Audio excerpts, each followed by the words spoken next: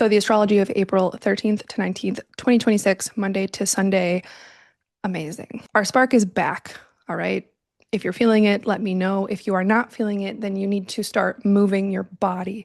In any way that's accessible to you, you need to start feeling your muscles, even if that literally just means doing finger exercises at any range of ability that you have. If you are feeling it, amazing. You should try moving your body as well. I think there's so much energy that is now flowing through everybody now that Mars is in Aries as of April 9th. And regardless of what I'm going to say for this week, I wonder how you are already feeling right now, right here, right now. Mars in Aries is essentially always hitting a target every single time because every action that you do, the point of doing it is to act, which means that it's not about hitting the bullseye or achieving something. It's about doing the action. We have this for the next month and a half with Mars moving through the sign of Aries.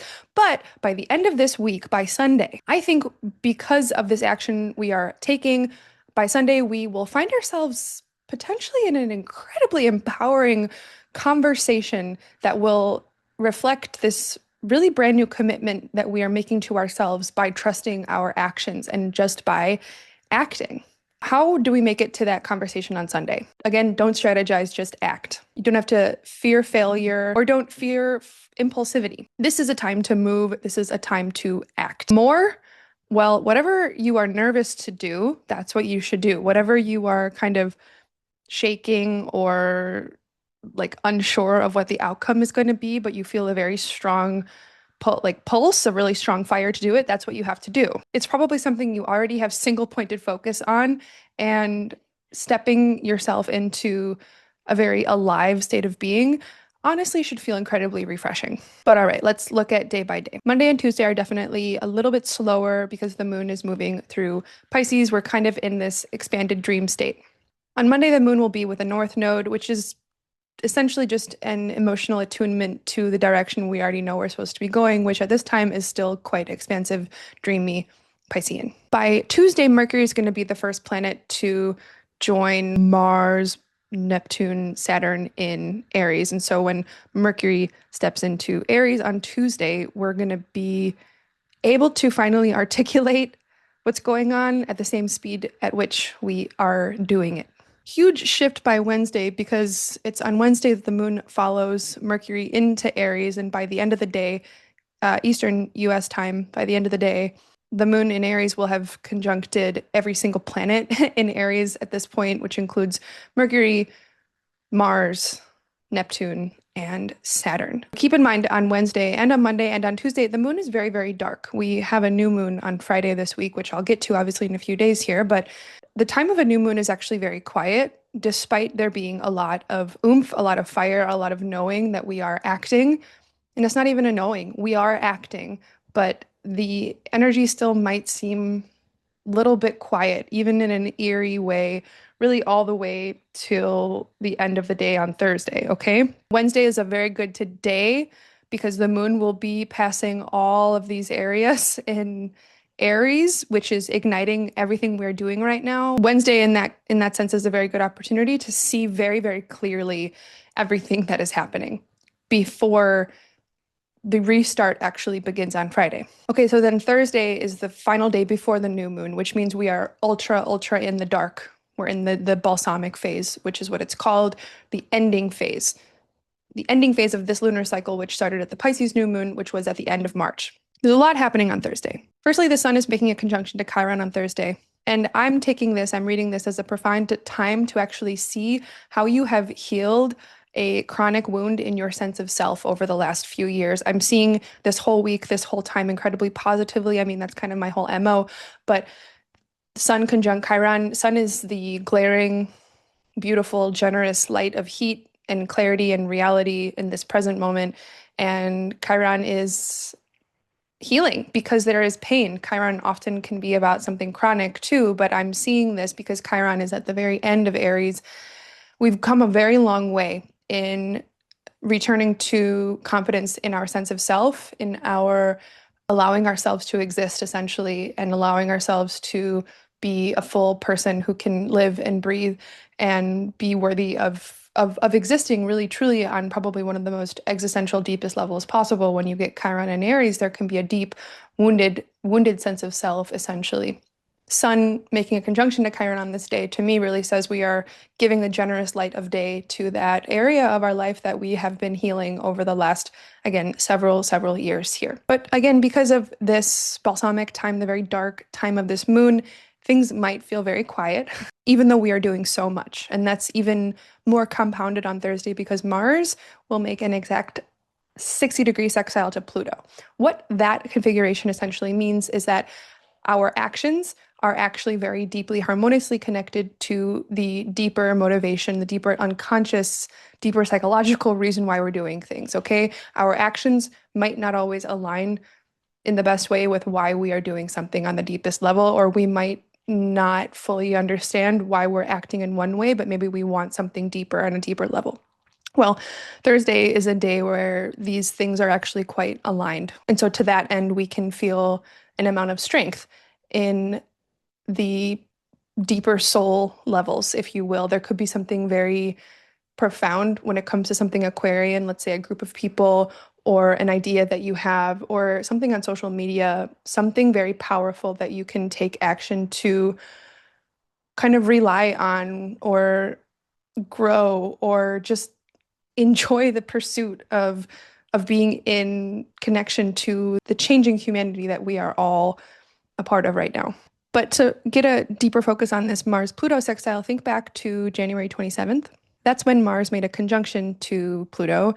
And since January 27th, Mars has been growing. Whatever you wanted back on January 27th, now you are choosing it much more consciously. This is kind of a quiet choice where you are honing in on one option. Maybe there were many different ways that you've been trying to get what you wanted since January 27th, and now this is the time to choose one of those options and really go all in on it. And then the other thing happening on Thursday is that Mercury, which is now in Aries, will make a conjunction to Neptune. There's a higher truth to anything we are speaking on Thursday, whether it's about the focus that we are honing in on with the Mars-Pluto sextile, or whether it's just who we are and how we're living our life right now. A conjunction to Neptune essentially says the Mercury function and the Neptune function are the same. We can channel something, we can communicate something very healing. This is also a conjunction where you could feel very confused or lost in the sauce, but I'm just not getting that at all because this is such clear energy with Aries, with Mars being in Aries, with Venus being in her home sign, ruling Uranus, ruling Pluto. There's too much clarity right now for me to interpret the Mercury Neptune conjunction on Thursday as like something negative. Of course, unfavorable things can always happen, but even let's say you do end up feeling some type of confusion on Thursday, it's it's who you are. It's necessary. And here's the thing, it's gonna move past, like we're gonna move past it really quickly. Firstly, because Mercury moves quickly, but secondly, because this is Aries time. Aries doesn't linger on something. That's not going to be a moment that you're going to have to reckon with, okay? It's kind of a blip. It's kind of a blip maybe back into a Pisces thing that you needed to get a pulse on. You know what I mean? I wouldn't lean too much into that. Proactively, maybe try something creative. Use your hands, which is Mercury, to do something creative, endless. Try painting on Thursday if you're feeling confused. Like don't overly identify with the confusion because it will pass very soon. And then of course, after all this work is done, Friday morning, we get the new moon in Aries. All right. The most important thing I want to get across about this new moon in Aries is that it is in a new phase conjunction to Chiron, which I just talked about when the sun made the conjunction to Chiron in the days prior. This is a new phase, which means that we are in a new relationship to whatever sense of chronic pain that we have been having or a wounded sense of self that we have been having. This is truly a new start on Friday that has us really deeply in touch with who we are when we are healed and when we see ourselves and hold ourselves as healed, in recognizing that, yes, there has been pain and immense trauma and chronic illness even. And I'm not saying all of that's going to go away right now, but I think this new phase conjunction in Aries of the Aries new moon, which basically starts the whole zodiacal new year, okay? This is a new start in which we can see our own healing path clearly, and we are in a new relationship to it, which means we are not playing out the same patterns kept us feeling the same way in the past, kept us feeling not so confident or as though we didn't have a right to exist. We might have our finger on that pulse and we are choosing to start anew that this time. That's the essence of what is called a new phase conjunction. And that means the sun and the moon are past Chiron by the time the sun and the moon join with themselves. So we are restarting this new lunar cycle that'll be over this next month. We are restarting this with a pulse on our healing. So that's Friday morning. The moon will move into Taurus actually pretty quickly into the day because that new moon happens at the very end of Aries. As it moves into Taurus, the rest of that day, the moon will square Pluto. We need something to feel good subjectively. We need something that is for us personally, uniquely. And that might feel as though it is in contrast with something to do with a group that we are involved in, an idea that's been important to us. But the reality is these two things really need each other. They're not really at odds. And because the square is happening with the moon, it's a first quarter square between Pluto and the moon. We really need to advocate for our own emotional needs, our own emotional preferences with the moon there.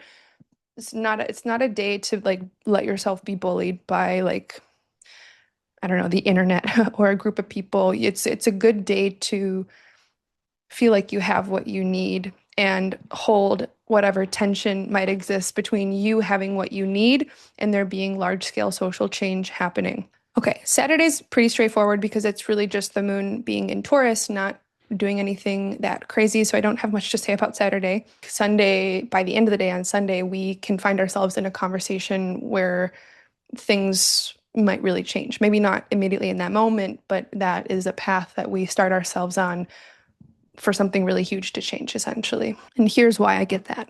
Early in the morning, in the AM on Sunday, the moon will still be in Taurus.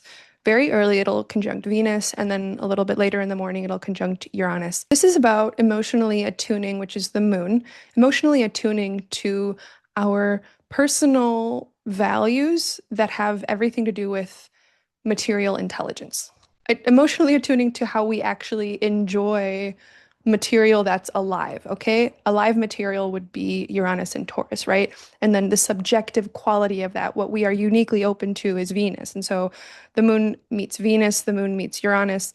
Venus is by next week getting closer and closer to Uranus. And so what we want, what makes us feel good subjectively is becoming merged with the aliveness of material reality, material intelligence. Think of like textures, art, anything sensory that actually makes you feel really good that you would choose. Like you want chocolate ice cream, not vanilla ice cream. You like this texture, you like looking at that, you like this type of art. Okay, that's what I'm talking about in the morning on Sunday. That all happens in the morning. There's something really sparky about materiality. And then in the afternoon, the moon's going to hop over into Gemini. Okay, it's going to shift into Gemini. And there's so much that's going to happen when the moon moves into Gemini Sunday afternoon.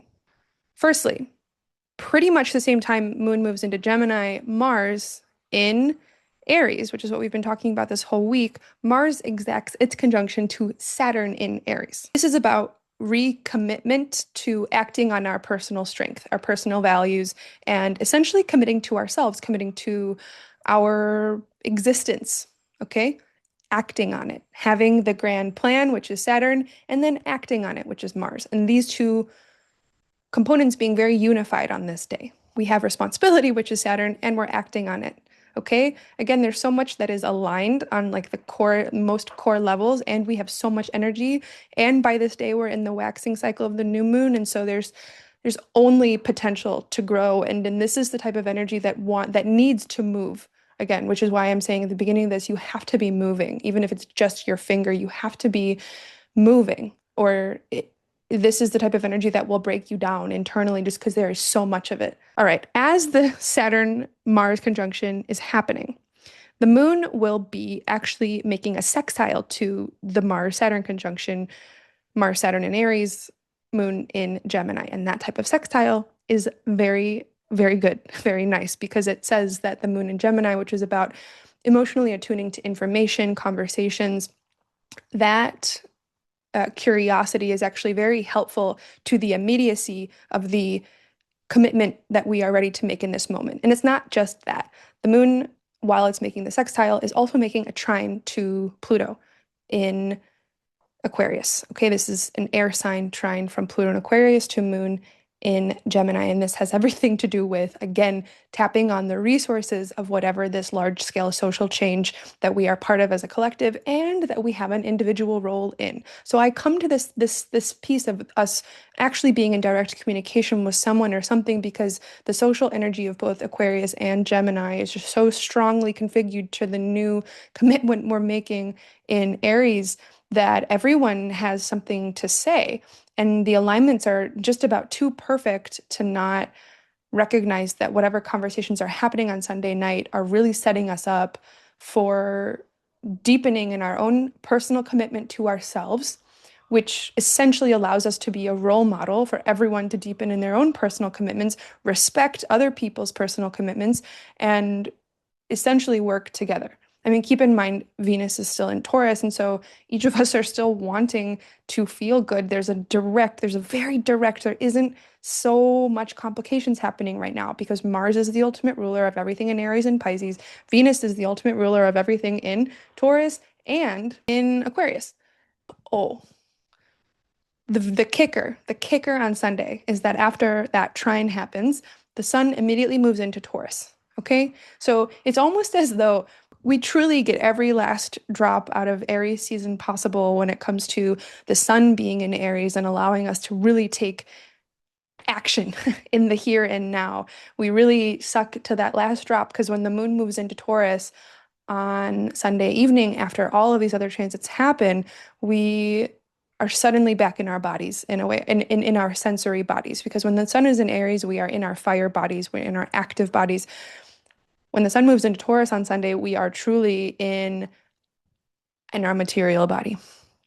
And that's for sure a vibe shift, but it will be ruled by Venus in her home sign of Taurus. So we're still working with this duality of everything of many things being ruled by Mars in Aries and then many things being ruled by Venus in Taurus. Nothing else is having a direct rulership in the same way that Mars and Venus are right now. So at this point, we are either taking action or we are receiving something. We are feeling good. That's why that's totally no bullshit. Like this is one of the clearest times we're going to have in a while. It's not even potential this week. This is it. And again, there's no expectations on what it is, okay? This is about you being alive, okay? I want to know what are your plans this week. If it lines up, if it checks out, don't worry about making it line up or check out because it's going to anyway. I have a few more readings available this month if you want to check out my availability at the link below. And as a PS, my exact Saturn return happens on Wednesday when the moon is going through all those planets in Aries. So wish me luck. We shall see what happens. But until the next one, goodbye for now.